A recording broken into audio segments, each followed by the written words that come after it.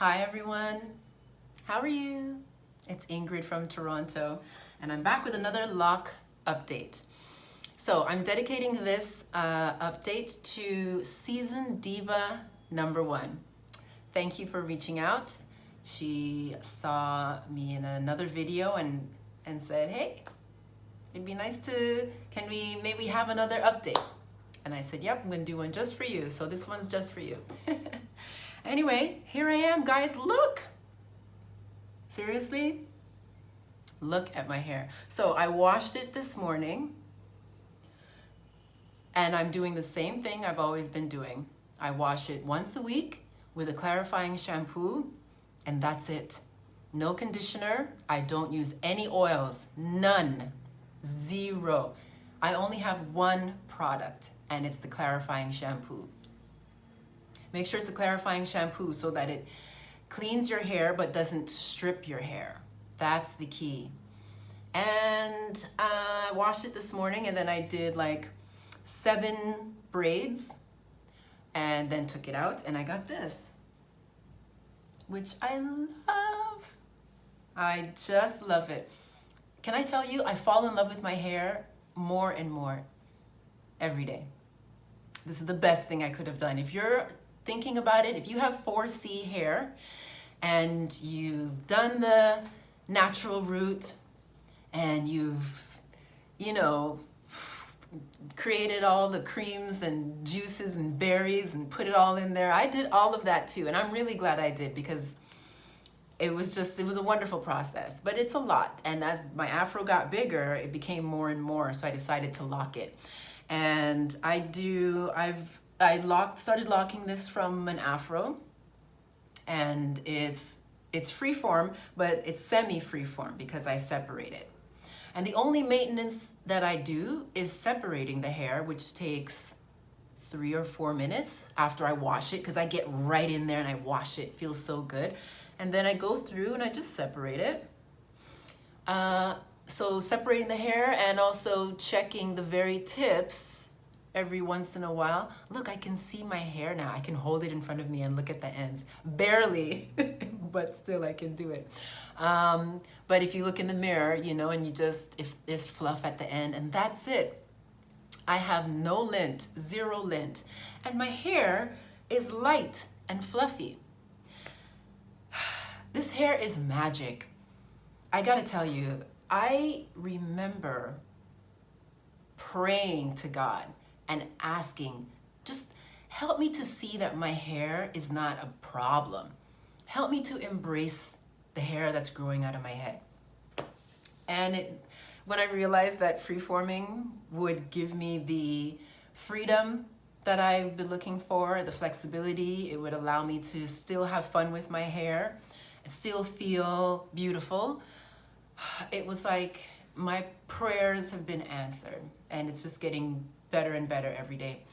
And I want to say that, you know, it's like having locks, if you're coming from, you know, Western culture where, like I was under the belief that straight hair is more presentable and more professional and more acceptable, then the journey to natural hair, you know, appreciating my own natural hair, but then even more so, the journey of locking my hair, like letting my hair grow into the knots that it wants to grow into, it is a rite of passage. You know, my brother told me this years and years ago. I have people, my sisters, my brothers, you know, they all lock their hair. So I always saw it growing up. And I remember when my brother told me that this is a rite of passage. And it's good to have some sort of rite of passage. That's why I feel that this is something that you want to do when you're 13, 14, 15. So that by the time you're in your teens and young adulthood, you've moved through that phase of the hair not quite finished forming, you know, the in-between stage. Not that that's, you know, something you need to move through, because I liked my shorter hair too, don't get me wrong. But, you know, ultimately you want Well, I wanted hair to play with, and now I've got it. And I feel like I went through a rite of passage. So I've been locking my hair now for going on 4 years. It's 4C. I've got 4C hair all over my head.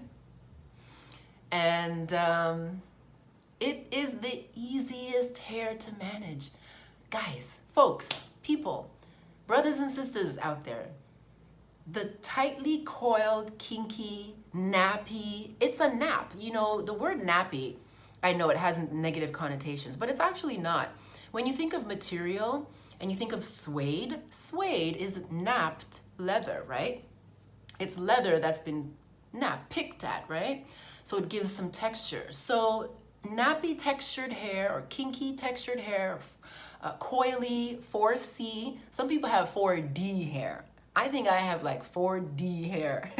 It's coily, it's twisty, it's tight.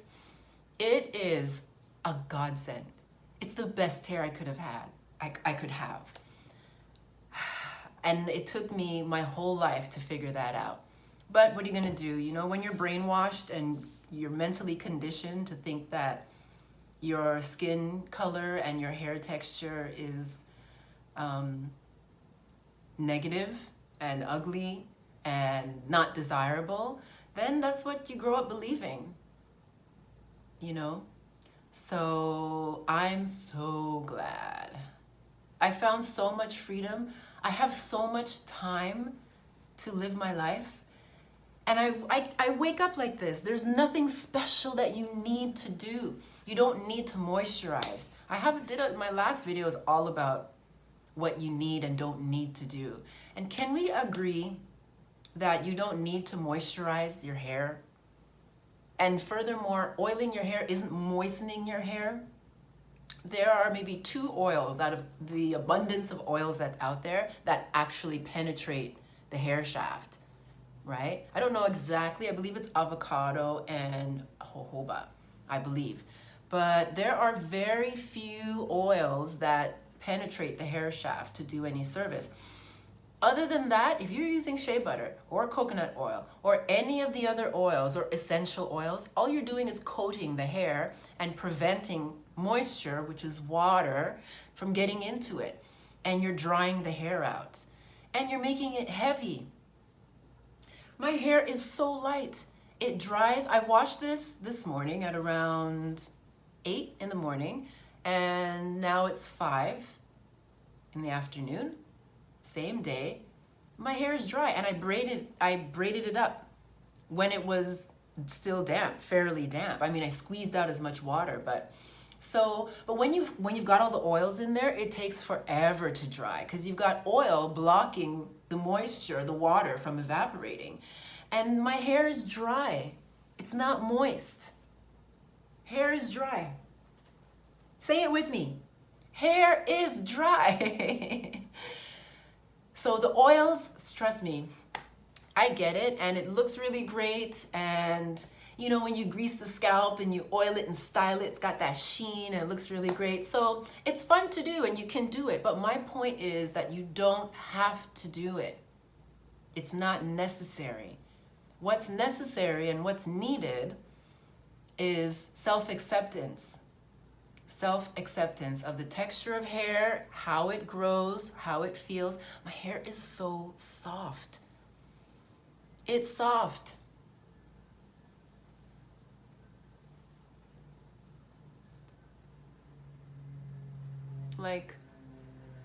So I have a different setup.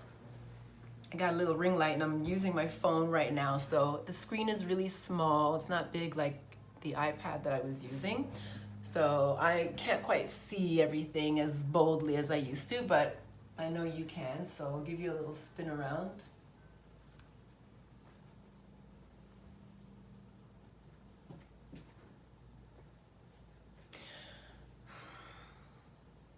Yay!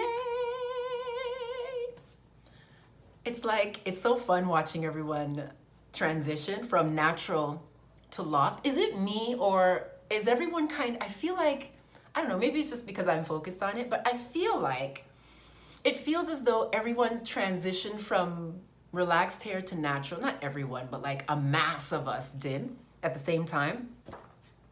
And then the transition from natural to locked, I feel like there's a mass of people that's doing it now because it's nothing new. But many of us just didn't see it as feasible, or we didn't know how to do it, or we never saw examples that looked like something that we may like, you know. It's amazing. You know, your hair should be spongy. Look at this. It's so spongy. I love playing in my hair. Oh, it's the best thing. So my goal is mid-back, layered, you know, nice, long. Right now I have the layered bob that I wanted. That was my first milestone. I feel like I've reached that. But the next one is gonna be mid-back, right? Who doesn't want nice, long, fun hair? Layered with like long bangs and then long in the back. So yes, it's a rite of passage. Think of it as a rite of passage. Now that I think of it, you know, I think as a child, I think kids should have short hair. You know, I think the focus should be on schoolwork and not hair. That can be a distraction, especially when you're 9, 10, 11, you know, you start I think hair should be short. So if it were me, I would keep my child's hair like just a little afro. It's easy to maintain. They can rough and tumble and play and get dirty and enjoy life and not have to be, you know, worried about their hair. I can't mess my hair. You know, you hear parents, oh, you mess up your hair. Well, it's a kid. They're supposed to be messy, you know? So keep it nice and low until they're 13. 13 is a nice magic age for a rite of passage.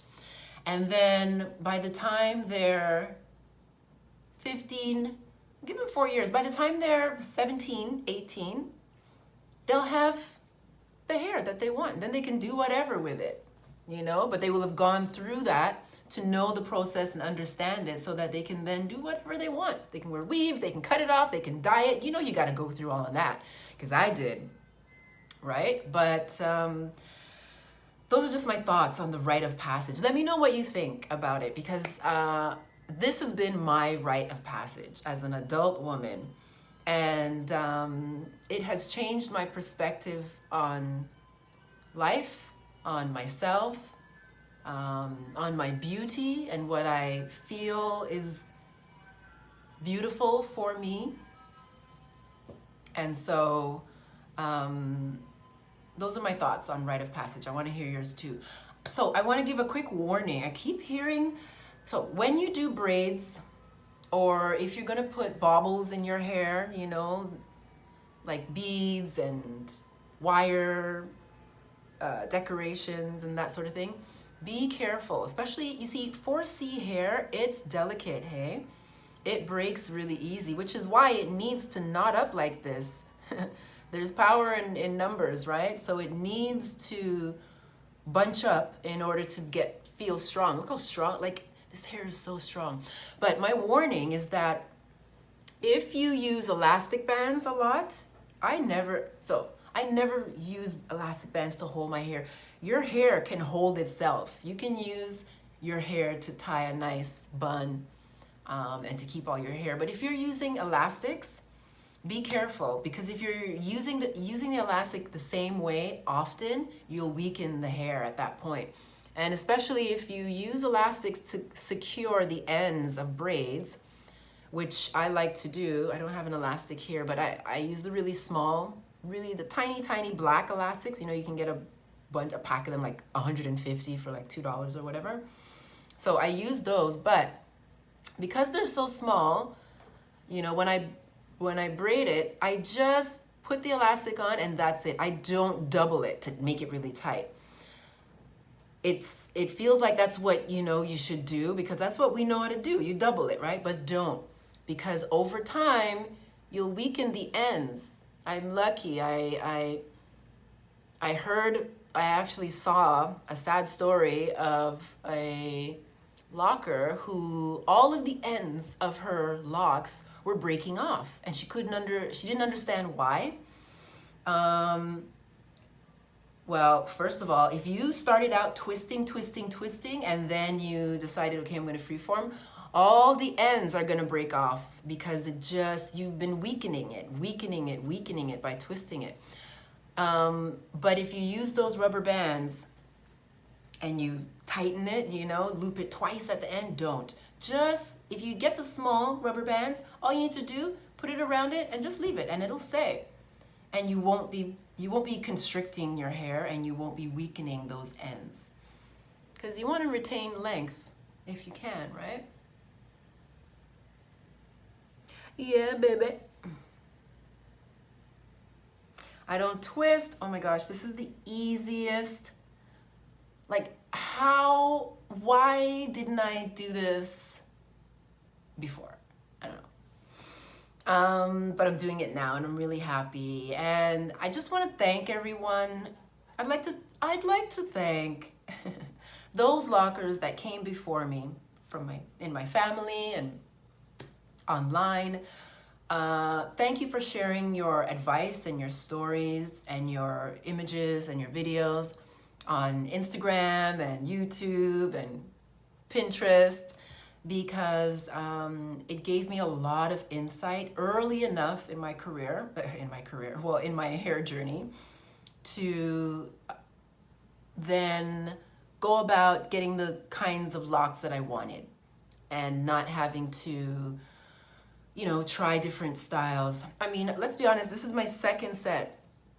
I didn't really have a set of locks the first time I did it, because early enough, I started with 2-strand twists, and I was about 4 months into it, like washing it, and my hair like locked within the first couple weeks, right?